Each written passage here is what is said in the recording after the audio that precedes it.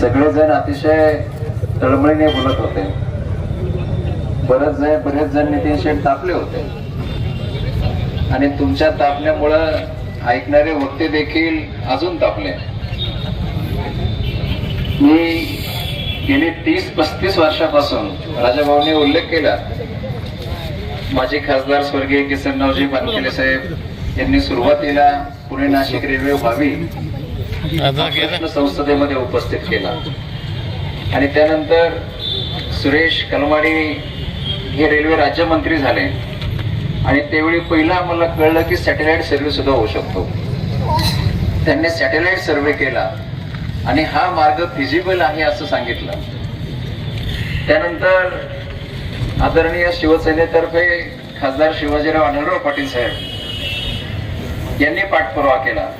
अरुण भाऊ, तुम्ही देखील त्यावेळी शिवसेनेत आलेला होता. तुम्हाला जर आठवत असेल, दादांच्या बरोबर आपण दिल्लीत जाऊन केंद्रीय रेल्वे मंत्र्यांना भेटलो आणि त्यावेळी रेल्वे मंत्र्यांनी सांगितलं की पुणे नाशिक हायस्पीड रेल्वेचं टेंडर प्रक्रियेला आहे आणि थोड्याच दिवसामध्ये टेंडर होईल, हे आम्ही आमच्या कानाने ऐकलं आणि या गोष्टीला देखील एक तप होऊन गेलं. 10-12 वर्ष होऊन गेले आणि त्यानंतर अनेक वेगळे सर्वे झाले.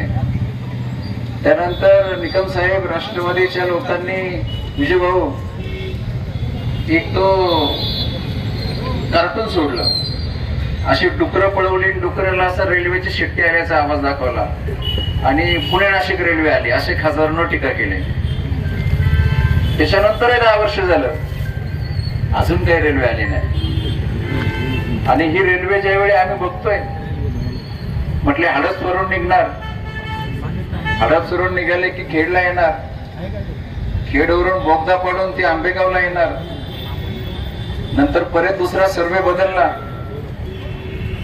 पाबळवरून रेल्वे येणार, पाबळवरून निरगुडसर मार्गे परत मनसर.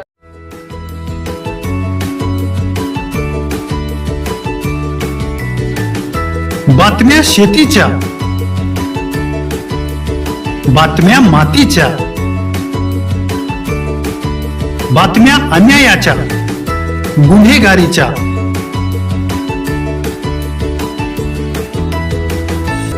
राजकारणाच्या आणि समाजकारणाच्या,